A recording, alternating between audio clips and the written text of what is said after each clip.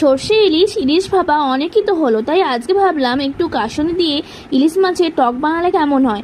তাই বানিয়ে ফেললাম। সবার প্রথমে নুন আর হলুদ গুঁড়ো মাখিয়ে নিলাম ধুয়ে রাখা ইলিশ মাছগুলোকে। এরপর কড়াইতে সর্ষে তেল গরম করতে দিয়ে নুন হলুদ গুঁড়ো মাখিয়ে রাখা ইলিশ মাছগুলোকে ভেজে আমি তুলে নিলাম। এইবার কড়াই থেকে কিছুটা পরিমাণ তেল তুলে কিছুটা তেল রেখে তাতে আমি তেজপাতা, শুকনো লঙ্কা আর পাঁচফোড়নকে ফোড়ন দিলাম। দিয়ে একটু নেড়ে ছেড়ে তাতে অল্প পরিমাণ জল দিয়ে দিলাম আর দিলাম পরিমাণ মতো নুন আর হলুদ গুঁড়ো।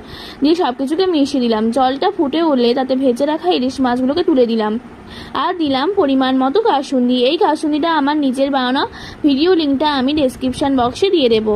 দিয়ে সব কিছুকে মিশিয়ে 5 মিনিট মতো ফুটতে দিলাম আর একদম শেষে একটু চিনি দানা ছড়িয়ে নেড়ে ঘেটে দিলাম। ব্যাস, আমার রেডি কাসুন্দি দিয়ে ইলিশ মাছের টক। যা স্বাদ কিন্তু দুর্দান্ত আর খুব কম টাইমের মধ্যে বানানো যায়।